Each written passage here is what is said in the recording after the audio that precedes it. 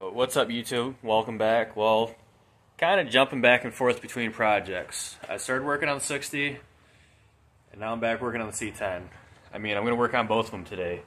But on the C10, last spring we had our sunflower patch, and I thought it'd be a great idea to drive through the yard. And when I did, I had the back end too low.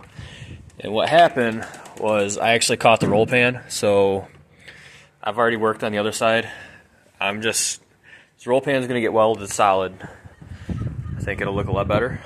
No gap, no flap. The side's already done. It just needs a little bit of body filler. And we did the patina paint job for this reason. I can spray that and you won't even know I did a repair there.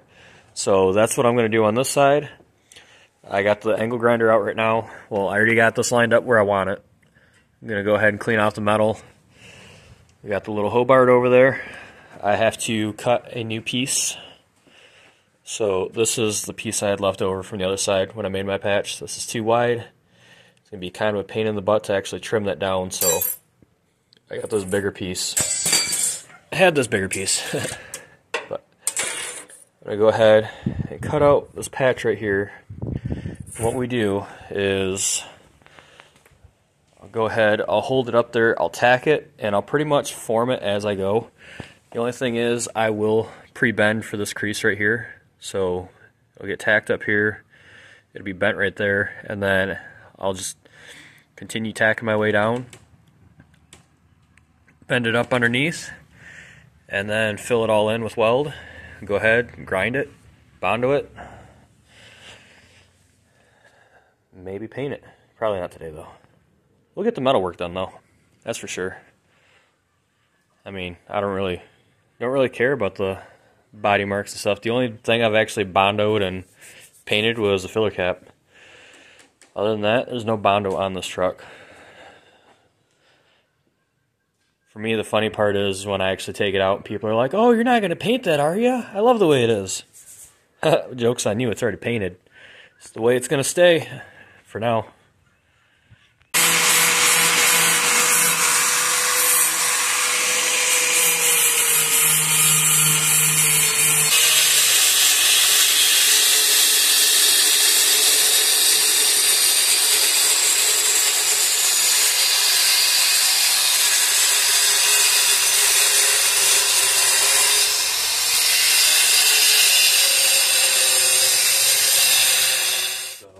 Got our piece cooled down. All I'm going to do for this bend right here is use pliers. I'll grab it and bend. So first off, we want to see how far down that bend is. This piece is actually a little long, so when it does finally wrap over, I do have extra to cut off. Pretty much.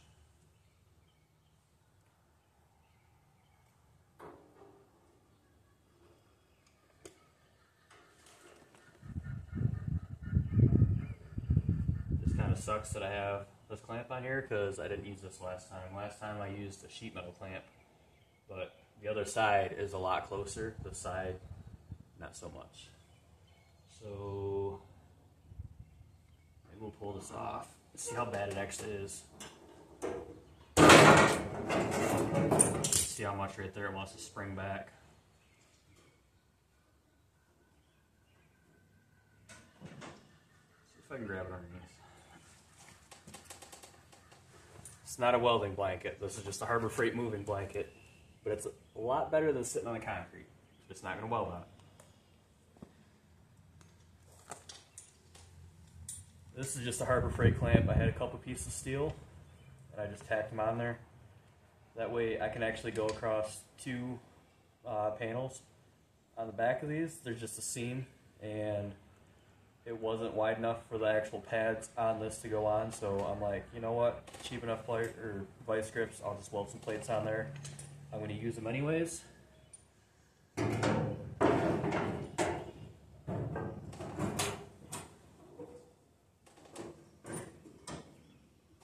So to me, I like the way this body line looks, so we'll go ahead. Perfect. Go ahead and move this blanket, get some protection on, and good to weld.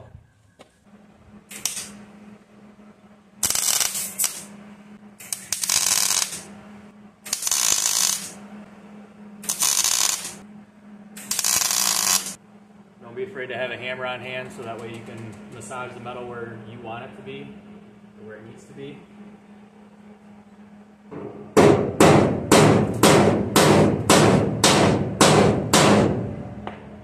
kind of be amazed how much metal actually moves when you're heating it and cooling it.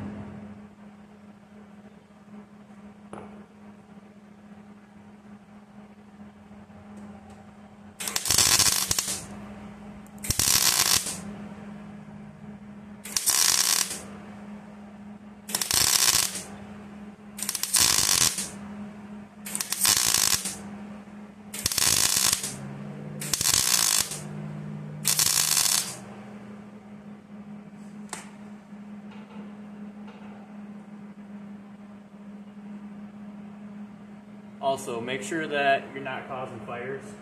I've seen a lot of people not realize what they're doing and get too close to something that didn't want to be hot.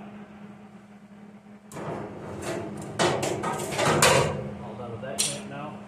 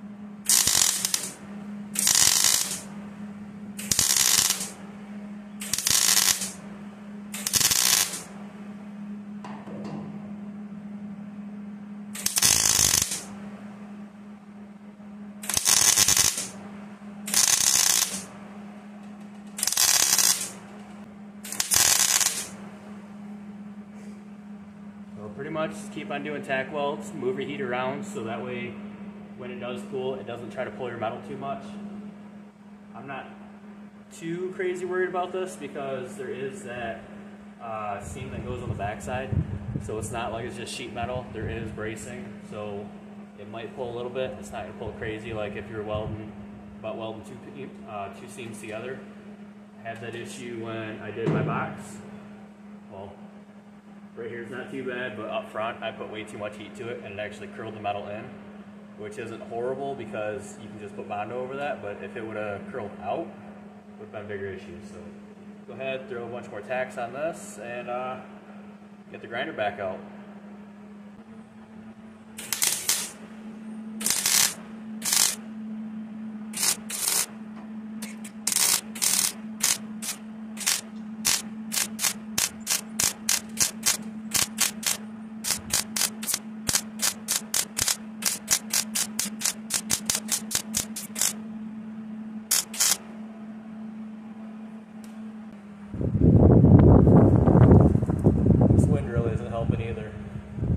This isn't flux core, this is actually MIG welding, so you need your shielding gas. And when it's windy, shielding gas doesn't really do a whole lot because it blows away. Gotta keep the tip clean too.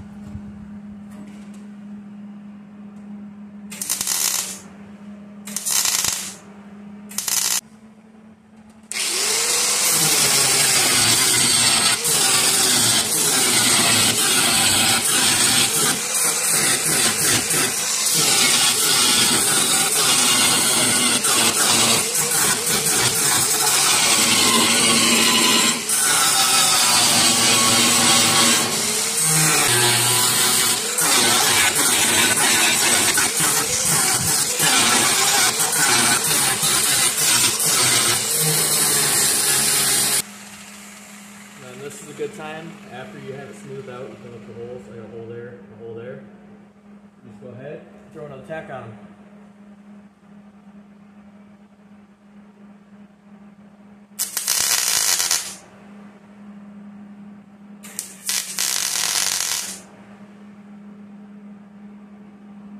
Technically, if there's a low spot that you're not happy with, you can also fill that in if you don't want to mess with a whole lot of body filler. I know some people would rather have metal than body filler.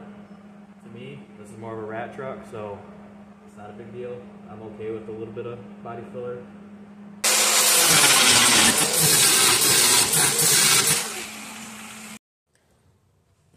So now that the metal work's done, I'm going to hold off on Bondo, but I use self-etching primer. Get it stuck up really good, no loose paint or dust, or yeah.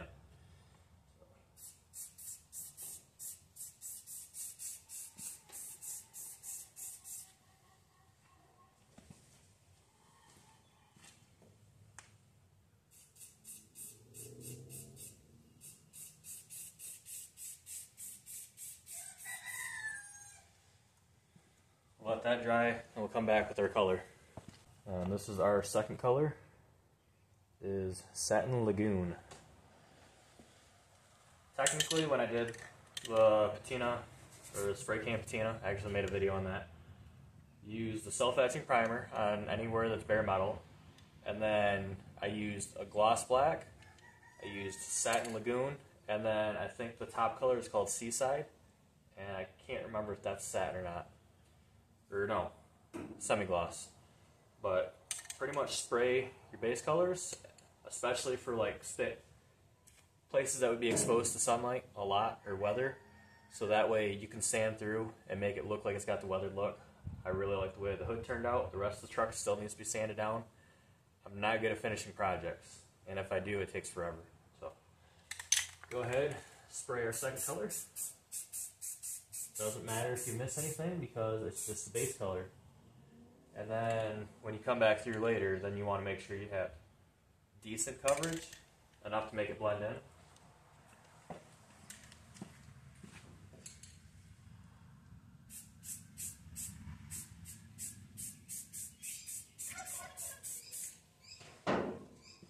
The whole point of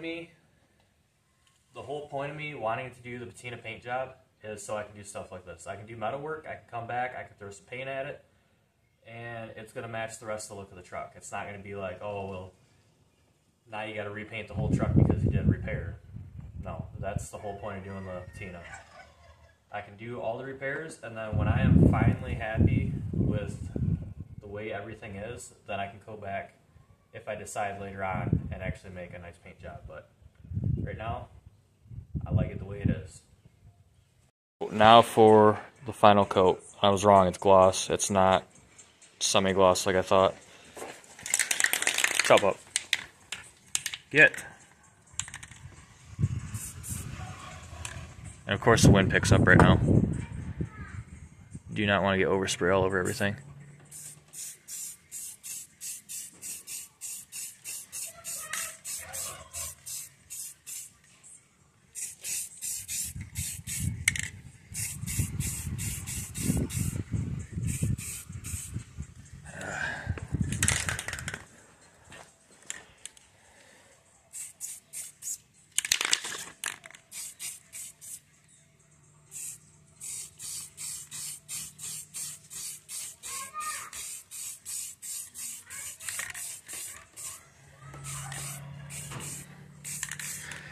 Then that'll dry, blend in. So there you guys have it.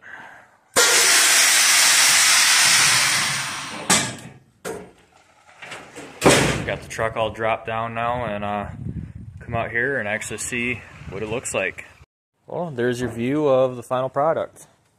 No gaps on the roll pan, looks so much better. So that concludes another episode. With that being said, see you on the next one.